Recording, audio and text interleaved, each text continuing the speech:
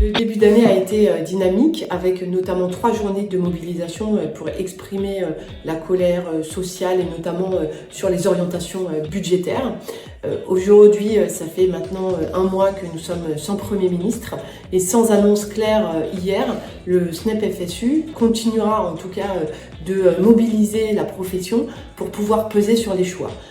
Aujourd'hui, nous n'avons aucune perspective sur la question du financement des services publics, dont, notamment sur l'école et les hôpitaux qui sont exsangues. Et plus on va aller vers moins de financement des services publics, plus on va aller vers des inégalités, ce qui pour nous revient aussi à mettre en danger notre démocratie. Cela doit s'arrêter. Nous attendons des réponses du gouvernement et notamment du président aujourd'hui, puisque nous n'avons plus de gouvernement. Si aucune réponse n'est apportée, le SNEP FSU mettra en perspective de nouvelles mobilisations sous différentes formes d'action pour qu'enfin la colère de la population soit écoutée et entendue. Aucun moyen n'est attribué réellement pour le savoir nager dans les établissements scolaires.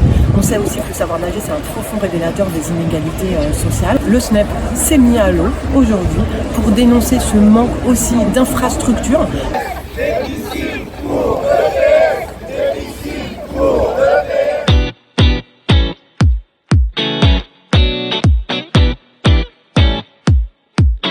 La question des effectifs est centrale et notamment dans notre discipline sur la question des apprentissages et de la pratique physique, puisque aujourd'hui, dans l'enquête qui nous est retournée, on a 71% des classes qui sont à plus de 28 élèves et 52% des classes en éducation prioritaire à plus de 26 élèves. Un autre avenir pour la jeunesse, notamment pour l'école, pour l'éducation physique et sportive et le sport scolaire et le sport civil.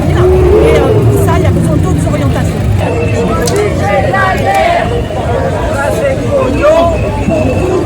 L'égalité, à un moment donné, pouvoir s'exprimer comme elle le souhaite, pouvoir agir comme elle le souhaite, pouvoir partager avec les garçons comme elles le veulent, au moment où elles le veulent.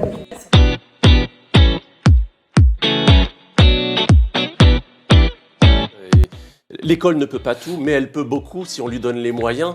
Et les inégalités sociales, on les connaît. Moi, je vais parler de l'accès à la pratique physique et sportive. Aujourd'hui, c'est tellement reconnu avec les problèmes de sédentarité qu'il faut qu'on ait des mesures fortes pour ça. Donc, on sait très bien que les enfants de milieux populaires n'ont pas le même accès que les enfants des milieux favorisés.